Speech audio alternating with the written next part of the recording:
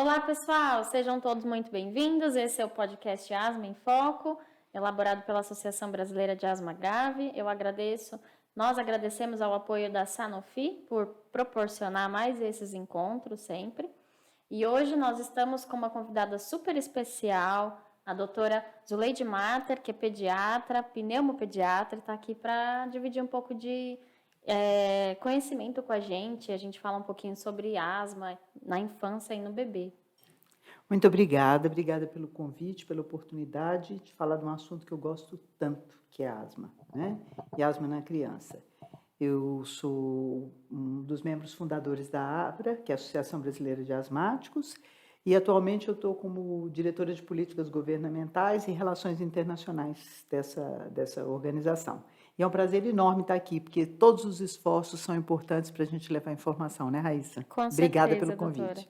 Nós que agradecemos a senhora por sempre ser muito, tá sempre dividindo esses assuntos com a gente, sempre disposta, tá sendo muito bom. Doutora, hoje o assunto aqui é pediatria, criança, asma na criança, que foi um dos assuntos mais pedidos lá nas nossas caixinhas de perguntas, e ninguém melhor do que a senhora do que está aqui dividindo isso com a gente. Então, eu queria já começar pedindo para a senhora falar um pouquinho, porque tem gente que está assistindo e não sabe ainda o que é, né? Então, o que é asma e quais são os sintomas da asma na criança e no bebê? Ótimo. Então, nós vamos começar com o básico, que é a definição. O que é asma? É uma doença inflamatória crônica das vias aéreas.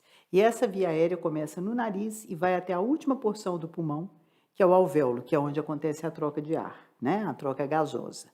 Quando você tem uma inflamação, você não permite que esse processo aconteça de forma natural. Porque com a inflamação, você produz uma quantidade maior de catarro, que é o muco.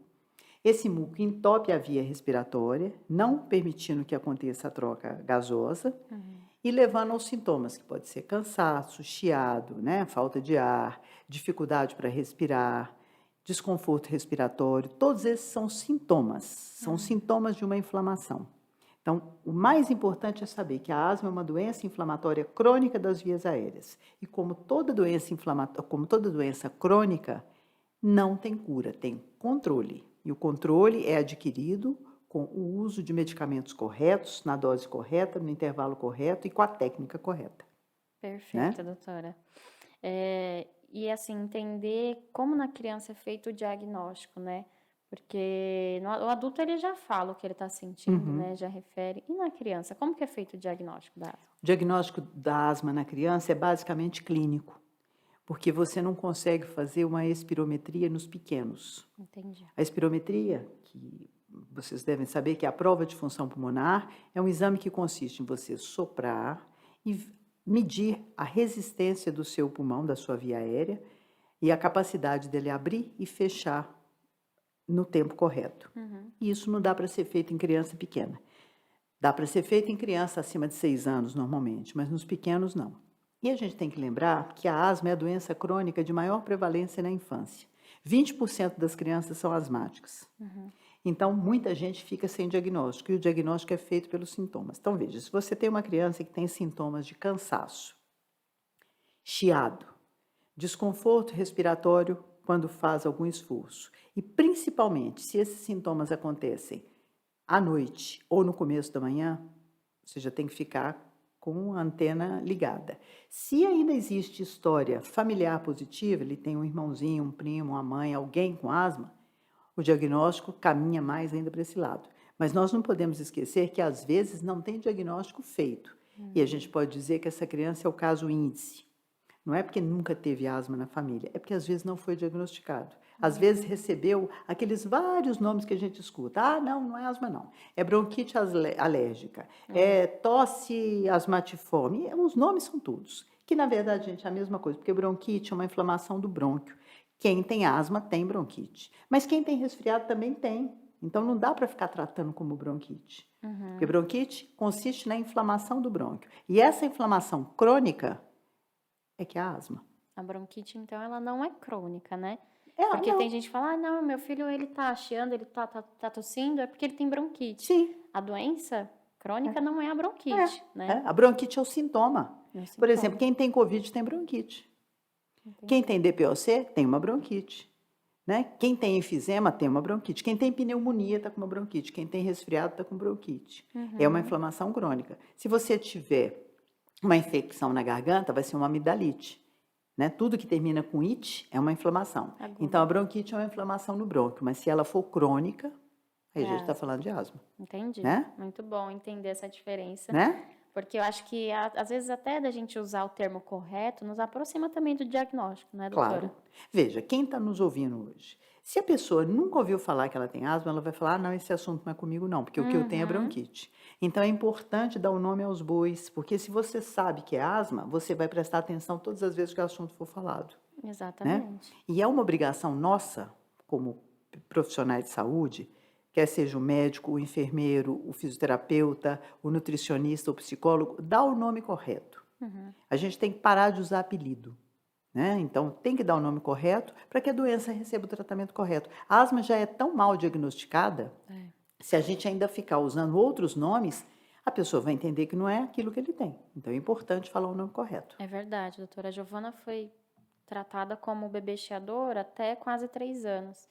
E ela estava tendo aquelas crises, né, recorrentes, e eu não sabia o que era bebê chiador, não sabia que ela necessitava de um tratamento já, né, Uhum, naquela fase. Até que ela agravou, teve uma crise mais grave, né, naquele período, e depois dessa crise grave, que nós quase a perdemos, foi muito grave, uhum. precisou ser entubada, que a gente recebeu o diagnóstico.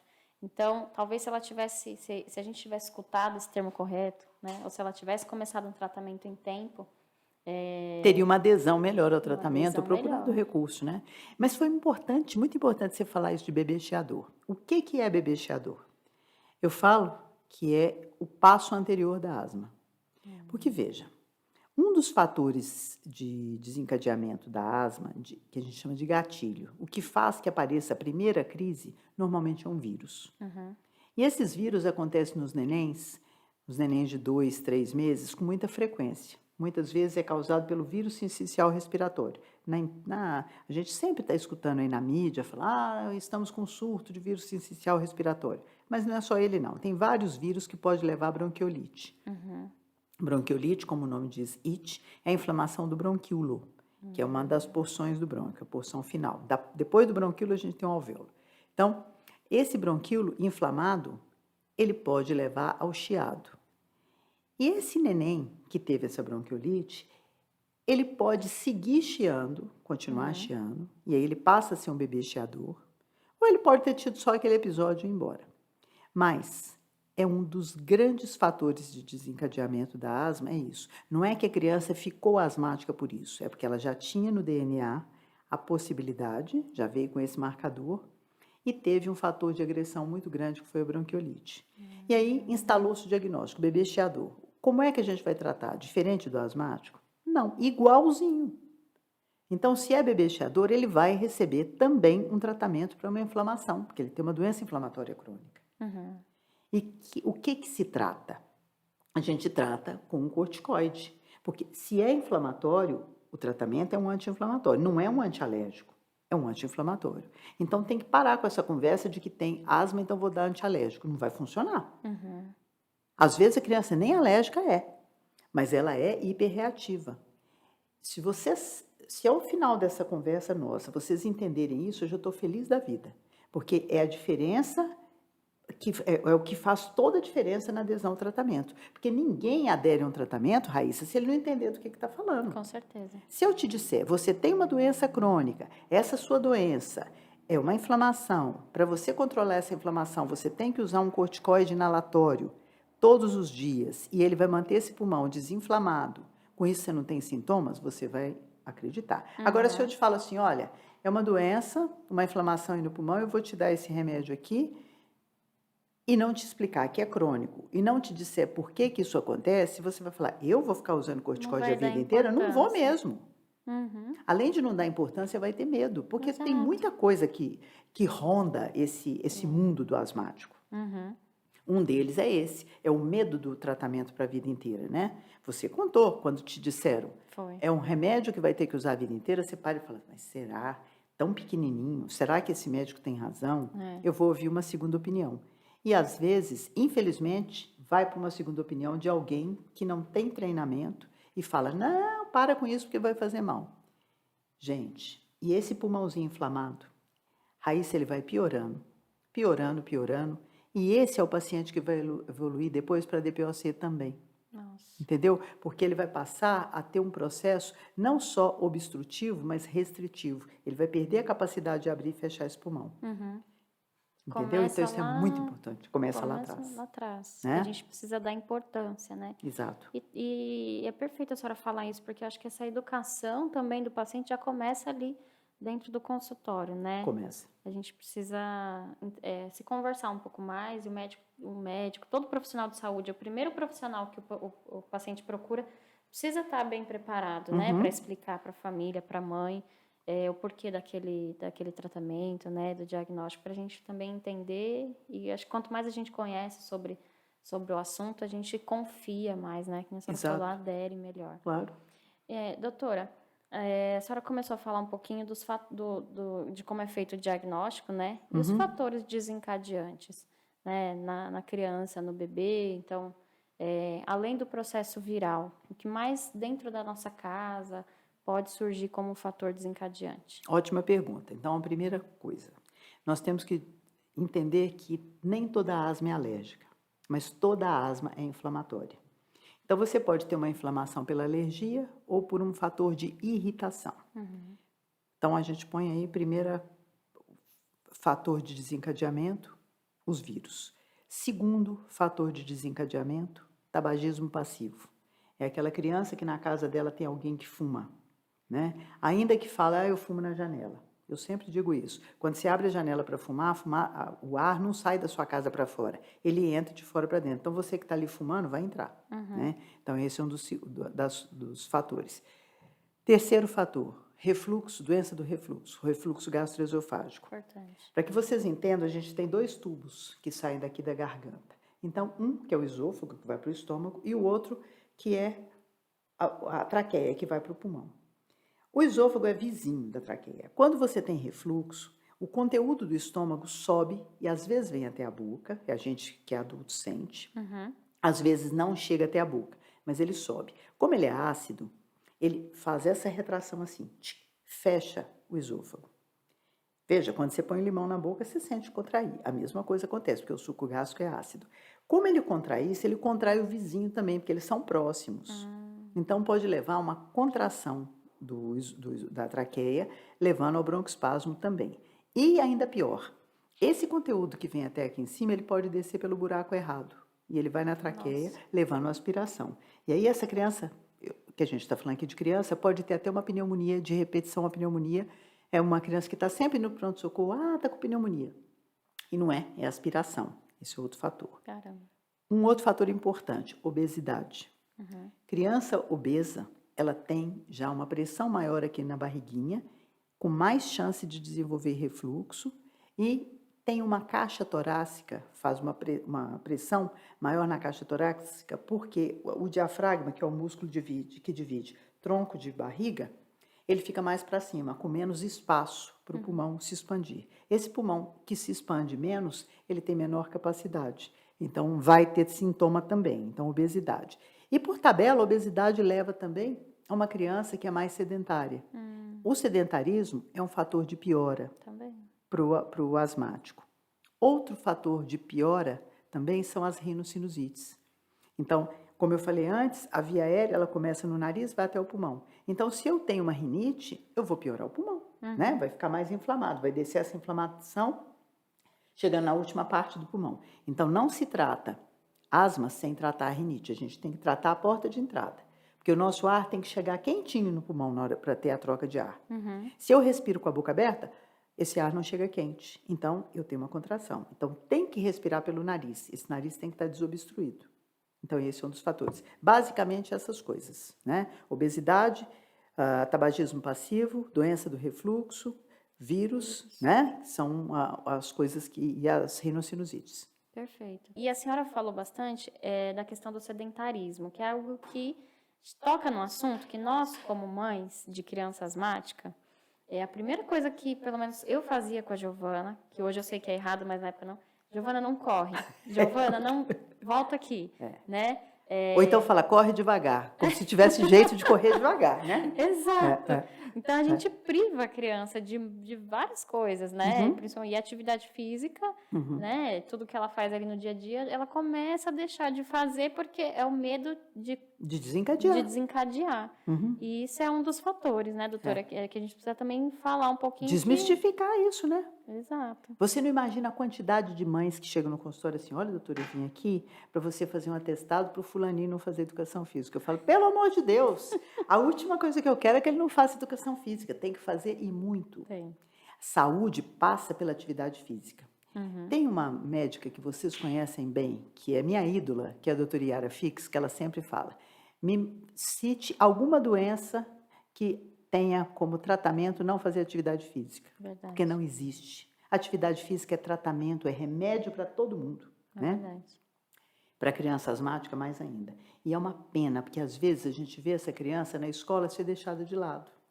Não fazendo educação física, então a professora na hora põe ele só para poder contar os pontos dos amiguinhos, ou então o coitado vai ser só o goleiro, né?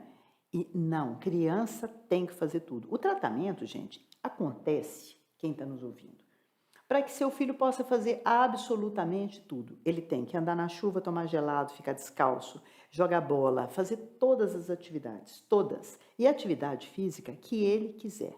Tem muito mito em relação à natação, por exemplo. É asmático, tem que fazer natação. Eu não tenho nada contra a natação, não. É um esporte ótimo. Mas ele não é um único. Ele pode fazer o que ele quiser. A criança tem que fazer o que ela gosta. Verdade. Porque é importante a adesão ao esporte. E você, assim como a gente falou da adesão ao tratamento, você só segue o que você gosta ou o que está dando certo. Então, às vezes, a criança é ótima, por exemplo, em vôlei. Mas não, eles acham que tem que nadar. E essa lenda, vou contar para vocês desde quando vem. Porque antes as pessoas nadavam no mar, que é basicamente você nadar num soro fisiológico. Então, é claro, você já trata o nariz junto, porque você está na água salgada. E aberto, então não tinha poluição, não tinha ozônio, o ambiente estava propício. E percebia-se que as pessoas melhoravam. Por quê? Ela estava numa atividade no ar ambiente, num lugar aberto e fazendo o que ela gostava. Que interessante. E isso levou a se pensar que a natação é melhor. Sem contar que o ser humano, ele faz uma analogia com o que ele enxerga. Como é o corpo do nadador? É o cara de ombro largo. Então você tem uma impressão de que se o ombro está largo, o pulmão também cresceu, né? Mas o que importa para a asma não é o tamanho do pulmão, é o pulmão funcionar bem. É verdade. Né? Então, a atividade física é importante, sim. Se a criança gosta de nadar, ótimo que ela vá nadar, mas não é a única. Ela pode fazer qualquer esporte e não tem que ficar quietinho, não. Na festa de aniversário do amiguinho, ele tem que correr, sim. Não é fazer igual você fez, Giovana, não corre, né? Às vezes os pais chegam pra gente e dizem assim, eu não deixo ele correr não, porque se ele correr ele cansa. Então vamos tratar, né? Tem que tratar. Exato. E aí a gente, por falta de informação mesmo, né? Por não entender, acaba privando. E eu acho que essa questão da natação também é legal falar, porque às vezes a gente fica, eu quero colocar ele no esporte, mas evita de colocar ou ainda fica protelando, né? De iniciar uma atividade física com a criança, porque acha que deveria ser a natação e às vezes a natação nem todo mundo tem condições de pagar. Exato. Tem alguns locais que encontra gratuito, mas não encontra vaga. Então, eu acho que o melhor, como a senhora falou, a melhor atividade física é aquela que a gente pode fazer, que a gente consegue fazer, né? Vai pular corda, vai fazer circo, vai andar de bicicleta, vai fazer o que quiser, vai brincar. A criança tem que brincar, a criança não tem que ficar dentro de casa. A gente não pode se acostumar com ela não brincando, tem que se acostumar a não ter sintomas. Ela né? tem que se adaptar à atividade física e não a gente diminuir a atividade para ela se adaptar. Porque, veja, quando uma mãe me diz assim, ele está ótimo, não tem sintoma nenhuma. Que bom. Como é que é o dia dele?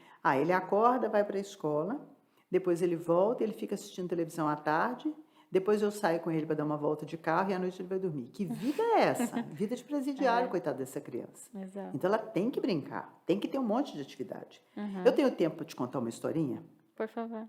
Tem um menininho, que eu tinha um paciente, que ele vivia em crise. Era um inferno, o menino vivia em crise. E a avó dele trabalhava, ela era costureira, ela fazia esses enxovais de criança, né, que é recheado com agilon. Você sabe o que é, aquele negócio que sai aquele pozinho e enche o nariz. E o menino vivia em crise, vivia em crise. Aí ele me apareceu com um cachorro, que era a coisa mais feia do mundo. cachorro era, ó, imagina só, era um Cocker Spaniel com pitbull. Então você Nossa, imagina, o bicho era horroroso. E ele ganhou esse cachorro. E ele chegou para mim e falou: tia, eu ganhei esse cachorro, eu posso levar? E a família não queria. Ah, não pode, porque o bicho vai dar alergia. Falei: pode, pode, o cachorro se chama Todd. E você vai cuidar do Todd com uma condição, de você ficar com ele de fora brincando. uhum. E você vai ter uma blusa para você brincar com o Todd. Ele passou a brincar, ele não ficou mais dentro de casa, onde a avó ficava fumando e costurando. Ele nunca mais teve Hum, crise. Então eu falo que o Todd salvou o menino, salvou, né? verdade. Então o que que ele teve? Ele voltou a ter vida de criança, Muito bom, né? E é isso que a gente precisa ter, vida de criança, muito bom. né? É que a senhora é uma pediatra fora da curva, né, doutora? A senhora teve essa percepção porque entende, conhece a história da criança, teve todo esse olhar, né? Mas é importante isso, Raíssa. Nós, médicos, nós profissionais de saúde, todos nós que lidamos com a doença, você tem que entender que o paciente ele não é a doença, ele é uma pessoa com um monte de Uhum. coisas. Não é só o pulmão, né? Eu tenho uma asmática, que era uma asmática muito difícil, que é bailarina, né? E era o sonho dela fazer uma apresentação e ela vivia com falta de ar. E aí a mãe, eu não vou deixar porque quando ela vai no ensaio ela fica mal. Então, tá, vamos lavar muito bem esse nariz, vamos mudar o lugar onde ela treina, que passou, ao invés de ser, ela era pequenininha e era um estúdio muito fechado, passou a fazer o treino ao ar livre e ela é bailarina. E hoje ela dança e dança Super bem bem. e recentemente eu fui na premiação dela no Que municipal, linda. entendeu? Então é Maravilhosa. isso, a vida é assim. Perfeito, doutora. E a gente falou tanto, mas, doutora, como que é feito o tratamento da asma em bebês e em crianças? Tem alguma diferença para o adulto? Olha, é basicamente a mesma coisa. Porque veja bem, nós voltamos lá atrás, na que você perguntou do bebê chiador. É alguém que é chiador, é alguém que tem sibilo. Uhum. Então, qualquer pessoa que tem uma inflamação, eu tenho que usar o corticoide inalatório e vou usar o broncodilatador. Broncodilatador não se usa sozinho em hipótese nenhuma. Aquele remedinho de resgate não se usa sozinho. Então, se tem crise, vai usar aquele associado ao corticoide, mas o padrão ouro é o corticoide inalatório. Se é uma criança maior, a gente vai fazer associações, por exemplo, com broncodilatador de ação longa. Se é uma criança grave, ela pode ter que usar um imunobiológico, vai ter que usar um LAMA, que é um tiotrópio, por exemplo. Mas, basicamente, o tratamento é o mesmo, é tratar a inflamação, para que essa criança não perca função pulmonar. Perfeito. Então, não depende da idade. A asma é a única doença em que não se trata de acordo com o peso ou com a idade. Trata-se de acordo com a gravidade da doença. Então, você Entendi. tem abertura para usar outros medicamentos na dependência da sintomatologia.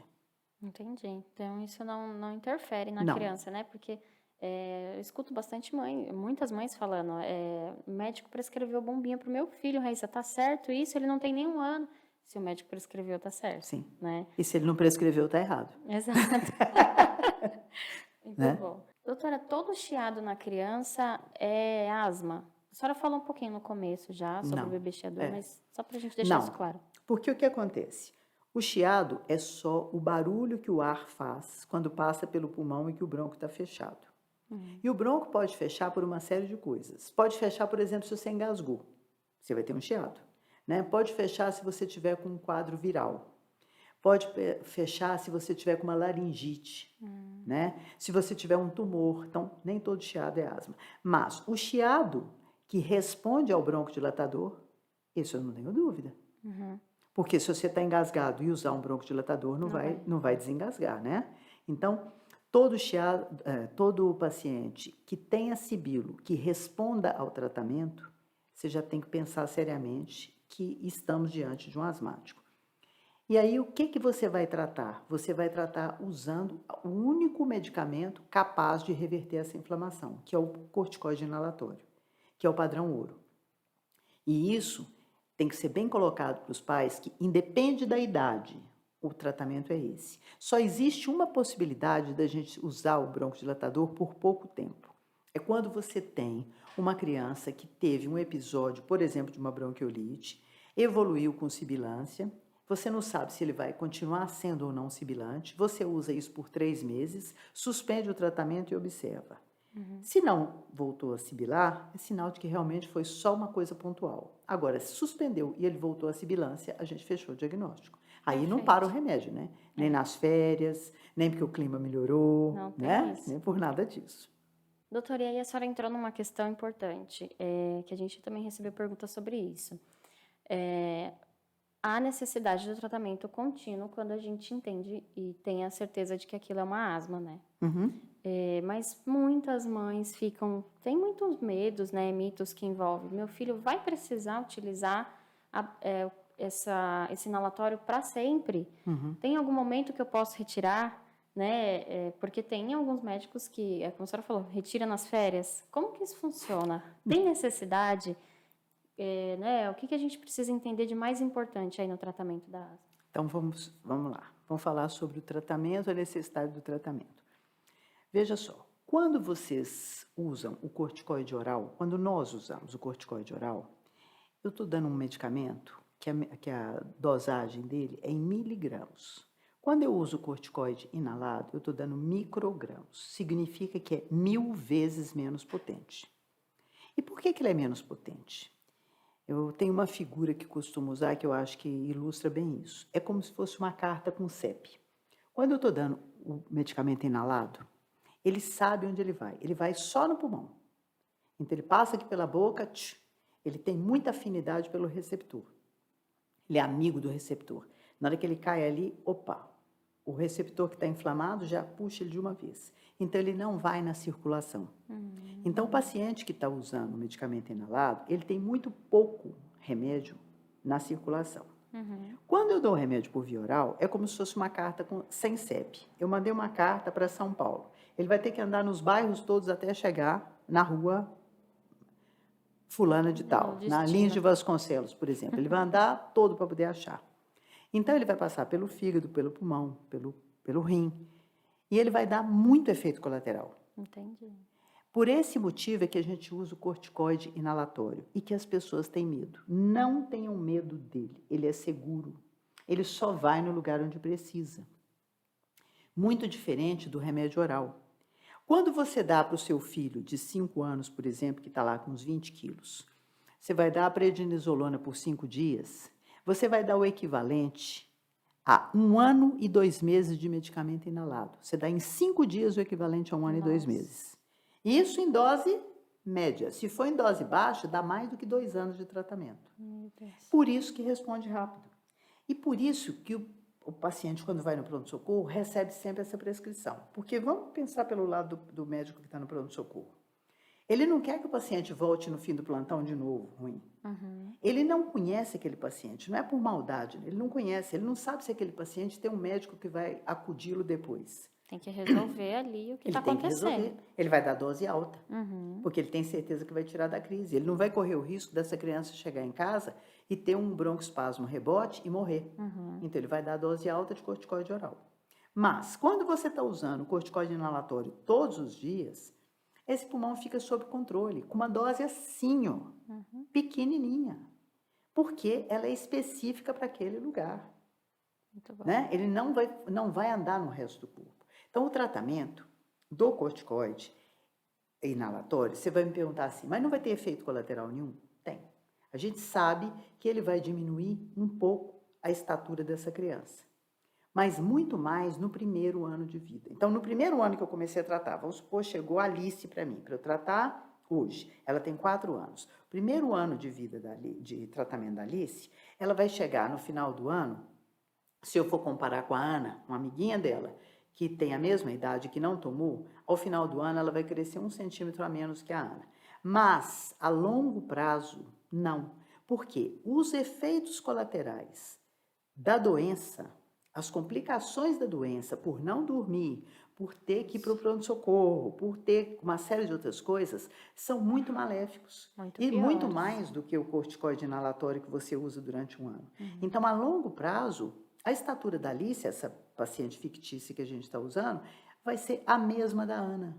Porque ela vai conseguir brincar, vai andar de bicicleta, vai andar na chuva, então ela vai ter uma vida saudável. Então não tenham medo. Normal. E é melhor você ter 1 centímetro a menos com vida do que 2 centímetros a menos deitada. Exato. Né? Então é isso que a gente tem que pensar. E tem outros medicamentos que a gente utiliza também. Quando eu falei do corticoide inalatório, é o que trata a inflamação. Alguns pacientes que têm uma asma um pouco mais moderada, esse paciente precisa do uso do broncodilatador de longa ação, associado ou não. Esse remédio mantém o brônquio aberto para que aconteça a troca de ar. Entendi. Então, muitas vezes, há necessidade de se usar isso todos os dias. Vai viciar? Não. Vai fazer mal para o coração? Não. Vai levar à dependência? Não. O que vicia é droga, não é remédio. O remédio a gente dá para melhorar os sintomas. Veja, ninguém tem medo de tomar um remédio para pressão. Ninguém acha que vai viciar com remédio para pressão ou com insulina. E são todas doenças crônicas, então tem que usar do mesmo jeito. Tem que usar para não ter, né, Para não doutora? ter. E, como você perguntou, não se suspende, porque a asma, a inflamação, não tira férias. O que a gente faz, isso sim, nas épocas do ano em que a criança tem menos sintomas, igual isso das férias, ele viajou, ele vai estar mais livre, vai ter menos sintoma, você diminui a dose.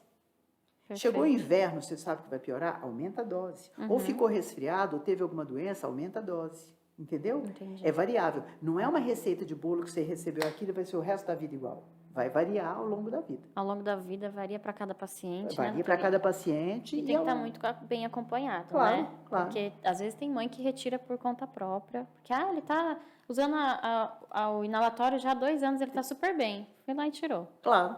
Aí vai piorar, né? Exato. Doutora, por que ainda hoje demora bastante, ou há uma demora, um atraso para o diagnóstico na criança, por exemplo? Tem mesmo. Tem um atraso muito grande. Infelizmente, eu tenho que fazer a nossa meia-culpa aqui, por conta principalmente do despreparo do pediatra. Infelizmente, os trabalhos mostram que o pediatra é o profissional que menos prescreve corticóide inalatório. Nossa, não sabia disso. E é quem primeiro atende a criança. Então, esse profissional deveria estar muito bem treinado para isso. Mas ainda tem essa cultura de que a asma tem que ir para o especialista, quando não tem. A asma leve, ela deve ser tratada pelo pediatra. E então esse diagnóstico fica de lado porque tem muita confusão de diagnóstico. Então, lembra quando a gente falou do começo de bronquite, bronquite catarral, sei lá, tosse alérgica, Bronquiolite. todos esses nomes, bronquiolite. Então, muitas vezes ficou naquilo e fala assim, não, foi só uma vez que ele chiou, não vou dar mais o remédio. E deixa. Aí, a outra vez que ele chiou, não, mas agora foi porque ele viajou para o sul e estava frio e ele teve crise. Não, mas agora, essa vez, foi porque ele teve tal coisa. Ou pneumonia. Tem sempre diagnósticos de pneumonia. Às vezes a criança chega para a gente com a história de que teve 5 pneumonias. Você vai pegar a radiografia, não teve nenhuma. Né? Todas as vezes o que teve foi um broncoespasmo e que levou aos sintomas e que erroneamente recebe até antibiótico. Porque, mas a asma pode dar febre? Sim, se tiver com uma virose. Se você tem um resfriado, você não vai ter febre? Então, é isso. Então, o diagnóstico é atrasado. E também porque, para a criança, a gente não faz prova de função pulmonar. E, como eu disse no começo, o diagnóstico da asma na infância é clínico. Então, tem que ter um olhar treinado para fazer esse diagnóstico. E compete a gente, vocês das BAG, a gente da ABRA, levar essa informação para a atenção básica de saúde. Perfeito, doutora. E às vezes também o acesso a tudo isso, né? A gente queria até falar um pouquinho sobre acesso ao medicamento, acesso ao tratamento, mas antes de tudo tem que ter o acesso à informação, né, doutora? Claro, a educação, né, Raíssa? É a base de tudo. Educação, verdade. Doutora, e para falar um pouquinho sobre o prognóstico, assim, da asma, né? Efeitos colaterais a longo prazo. A senhora até falou um pouquinho agora para a gente, né, a respeito disso. Mas queria se aprofundar um pouquinho mais nisso, que eu acho que é um assunto sério. muito importante. É muito importante porque hoje a gente já fala de DPOC na infância, que é a doença pulmonar obstrutiva crônica. E nós já sabemos hoje que ela começa na infância com uma asma não diagnosticada e não tratada. Então, essa criança que não recebe o tratamento adequado, ela vai perdendo a capacidade do pulmão dela. A gente vai perdendo função pulmonar. Todo mundo vai perdendo ao longo da vida. Mas essa criança que não foi tratada, ela vai perdendo precocemente. Então, a chance dela desenvolver uma doença pulmonar obstrutiva é muito alta, pela falta do tratamento. O prognóstico da criança que se trata é maravilhoso, porque é controle total da doença. Hoje, a gente não mais aceita controle parcial. A meta hoje de todo mundo que cuida de asma e das associações é tolerância zero com sintoma. Porque cada vez que você tem uma exacerbação, hoje a gente já não fala de crise, a gente fala de exacerbação, porque não acontece de um dia para o outro, ele começa ir piorando. Cada vez que acontece isso, você perde um pouquinho de função pulmonar. Nós não podemos Poxa permitir vida, isso. verdade. Então, nós temos que estar ali, ser muito assertivo no sentido de fazer o tratamento correto. O tratamento correto consiste no medicamento correto, na dose correta, chegando ao pulmão, porque precisa de técnica correta. Para isso, a gente precisa de equipe multidisciplinar. Não adianta só o médico, numa consulta de 30 minutos, fazer uma prescrição, entregar e o paciente falar, pô, eu faço o que agora com isso? Exato. Ele tem que saber como usa. E, principalmente, ele precisa receber o remédio. A gente precisa de políticas de acesso ao medicamento. Não adianta fazer o diagnóstico, ele saber direitinho como usar, e ele não tem o remédio. Né? Ele não tem acesso. Então, nós precisamos disso. O prognóstico vai depender do tratamento correto. E na asma leve, moderada, a gente não avançou tanto ainda nisso, né, doutora, nessa questão do acesso, né? Tivemos aí a atualização do PCDT com novas inclusões para asma grave, mas quando a gente fala no bebê e na criança... Exatamente. Exatamente. Eu tive a honra de participar da escrita do PCDT e foi um dos pontos que eu me bati muito lá, que é importante que essa criança receba o medicamento. Eu não sei se quem está nos assistindo sabe de todo tipo de medicamento. Nós temos medicamento na saúde básica, na atenção básica, que você pega na farmácia popular, que a gente tem beclometasona e salbutamol. Isso está disponível para qualquer pessoa na farmácia popular mediante uma prescrição de uma receita só.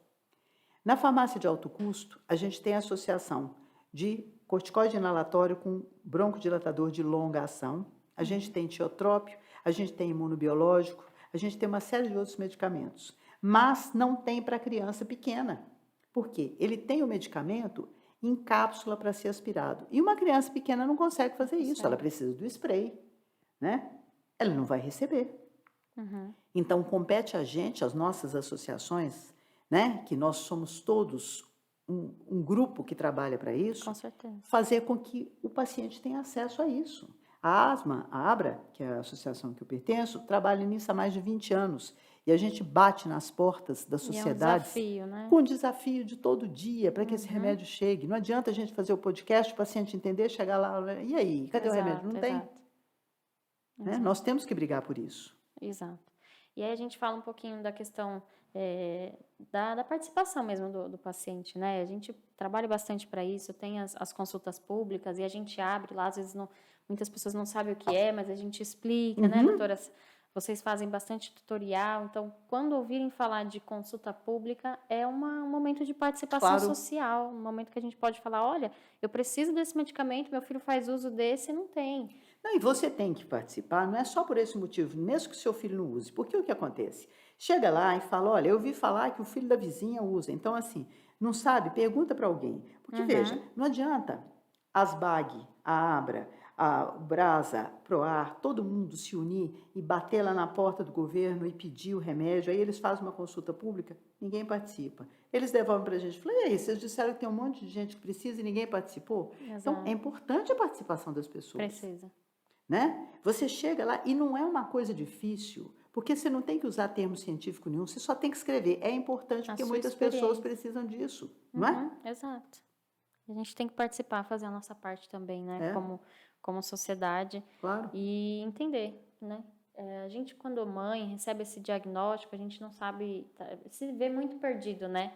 Não sabe em que porta bater, né? Exato. A gente falou bastante aqui de várias coisas, né? Medo do próprio tratamento, medo do que é a asma, se é algo que vai impossibilitar de fazer algo, né, na vida.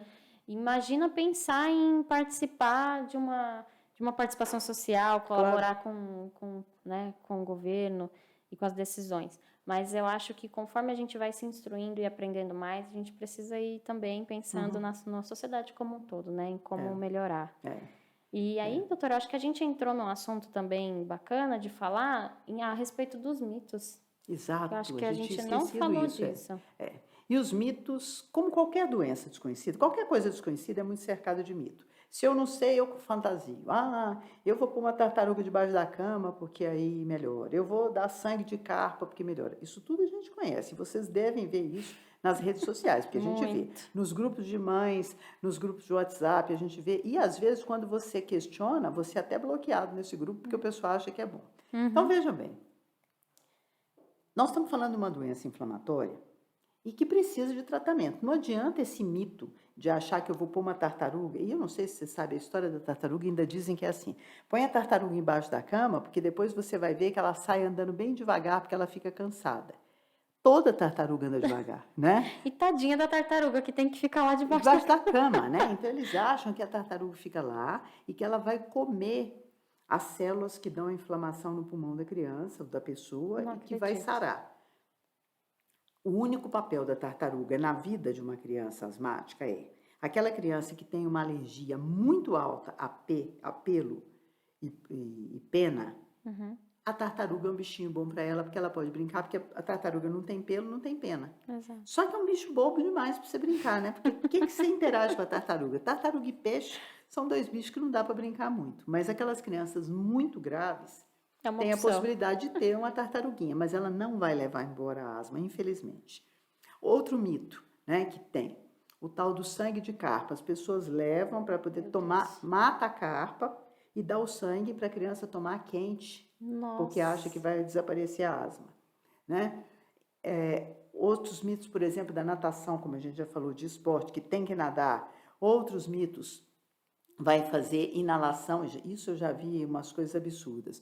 Vão fazer inalação com boldo, vai fazer inalação com eucalipto. Gente, tudo que irrita a mucosa aérea só vai piorar. Então, hoje em dia está muito em moda, muito em voga os tais óleos essenciais. Então, vão com cuidado com isso, porque às vezes você põe isso no travesseiro da criança porque acha que ela vai dormir melhor e vai ser um fator de irritação para o pulmão e para o narizinho dela. É importante falar disso, doutora. Eu queria até comentar, porque isso está sendo muito divulgado dentro dos grupos, né?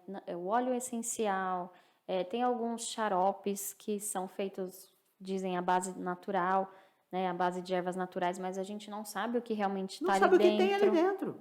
né? Não tem um selo ali da Anvisa, não tem, né?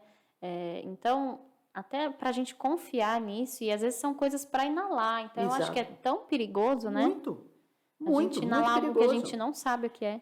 Quando você fala de inalar, você tem que pensar até o tipo de nebulizador que você usa. Porque, por exemplo, se o seu filho faz uso de um corticoide inalatório, que é colocado no nebulizador, você não pode utilizar o nebulizador ultrassônico, porque ele quebra aquilo numa molécula tão grande que ela não chega no pulmão, ela só vai ficar na boca.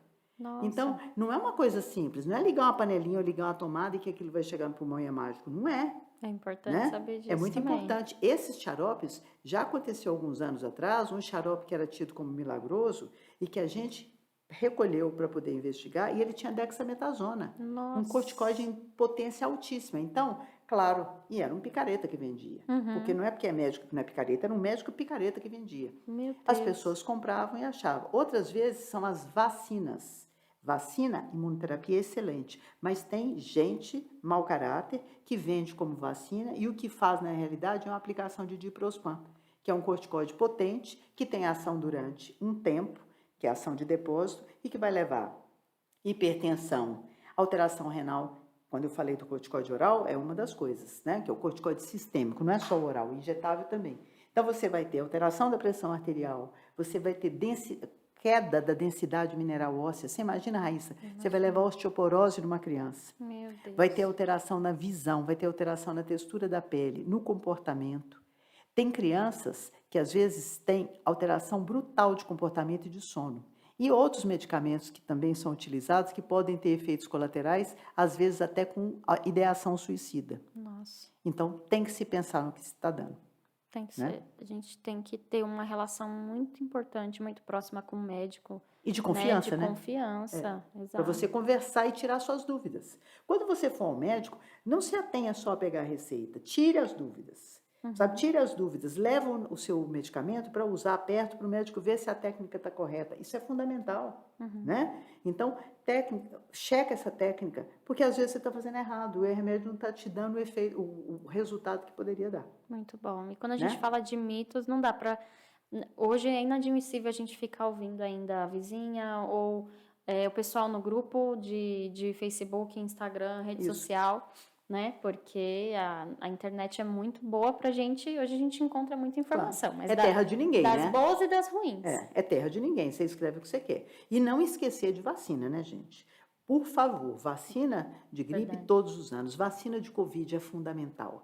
Vacina de Covid não mata ninguém. Vacina de Covid protege. Paciente asmático é fundamental que seja vacinado contra a Covid. Importante. Porque a gente tem ao longo prazo a Covid longa, que ela não acontece, não é se você teve doença grave.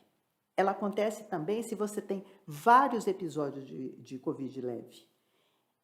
Você pode levar a diabetes, você pode levar a alteração visual, você pode levar a doença neurológica e pneumopatia crônica, porque você teve 3, 4 episódios de Covid leve. Isso é chamado Covid longa. Então, por favor, vacinem. Importante isso, né? Porque muita gente, já peguei Covid 3 vezes e fiquei Exato. super bem. Ficou super bem. Daqui a um tempo o pulmão tá ruim.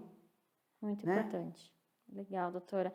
E a senhora falou bastante, a gente estava aqui falando, né, a respeito de onde buscar informação.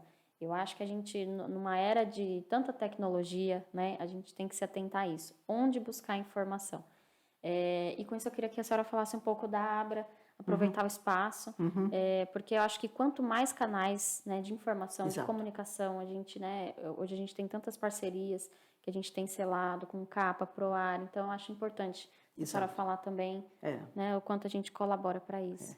A ABRA é uma associação, né, como o nome diz, a Associação Brasileira de Asmáticos, a gente existe há 22 anos e a gente trabalha para isso, para informações, né?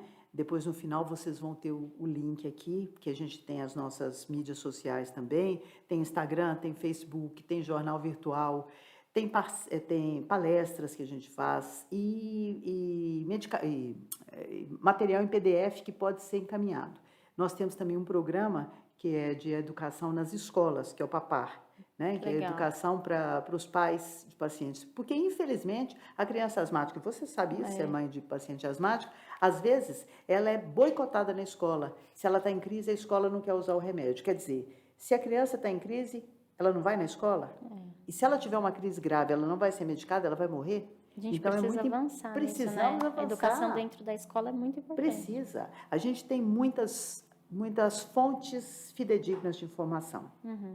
Se você tem dúvida, outra coisa importante, as sociedades médicas. Sociedade Brasileira de Pediatria, de Pneumologia, de Alergologia, de Medicina da Saúde da Família, todas elas são importantes para levar essas informações. E as mídias das BAG, do PROAR, de todos esses, que a gente está aqui para trabalhar junto com vocês. Muito bom. Né? Doutora, foi um prazer conversar com a Pra senhora. Mim também. Passou muito rápido o nosso tempo aqui. Passou. Né? Daria tempo, aliás, dá uma conversa para mais de horas aqui. Para mais de horas, né? A gente é conversadeira, né? Um abraço para vocês, muito obrigada pela oportunidade. Estou sempre à disposição quando vocês precisarem. E duas coisas que eu gostaria que vocês lembrassem. Asma, doença inflamatória crônica e doença crônica, o tratamento é contínuo. Não pare o remédio. Muito bom, doutora. Muito obrigada mesmo. Obrigada. E muito obrigada a todos vocês que ficou com a gente até o final desse episódio. Eu quero agradecer mais uma vez a Sanofi por proporcionar mais esses encontros. E continue aí nos acompanhando. Nós vamos deixar os links aqui disponíveis abaixo desse vídeo. Muito obrigada, pessoal. Tchau. E você, já se inscreveu no nosso canal? A ASBAG, a Associação Brasileira de Asma Grave, é uma ONG sem fins lucrativos que conta com a sua ajuda para poder compartilhar e multiplicar ainda mais a causa dos asmáticos e mais informação sobre a asma grave e DPOC. Então, compartilha esse vídeo, curte, comenta, se inscreve no nosso canal para que essa mensagem possa ser multiplicada. Conte com a gente.